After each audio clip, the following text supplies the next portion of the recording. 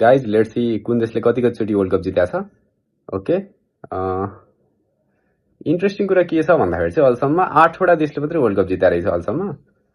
अनि त्यो देश हो इङ्ल्यान्ड। इङ्ल्यान्डले चाहिँ एकचोटि जिताएको छ, स्पेनले पनि एकचोटि जिता रहेछ, फ्रान्सले चाहिँ 2चोटि जिता रहेछ, देन उरुग्वेले पनि 2चोटि जिता रहेछ। ओके, नाउ इन्ट्रेस्टिङ कुरा आइरहेछ मेस्सी अर्जेन्टिनाले चाहिँ 3चोटि जिताएको छ थ्याङ्क्स टु मेस्सी। उसले चाहिँ 2022 को वर्ल्ड कप जिताएको थियो। That was the greatest football final ever. Okay, अनि त्यसपछि छ इटालीले चाहिँ 4चोटि फिफा वर्ल्ड कप जिताएको छ, अनि जर्मनीले पनि 4चोटि फिफा वर्ल्ड कप जिताएको छ। Okay, now the play ground of football भनेर चिनिने देश हाम्रो ब्राजिलले चाहिँ अहिलेसम्म 5चोटि फिफा वर्ल्ड कप जिताएको छ। Nice, thanks to Pele. उसले चाहिँ 3चोटि आफूले मात्रै जिता रहेछ वर्ल्ड कप पेलेले। That was the greatest player ever for Brazil.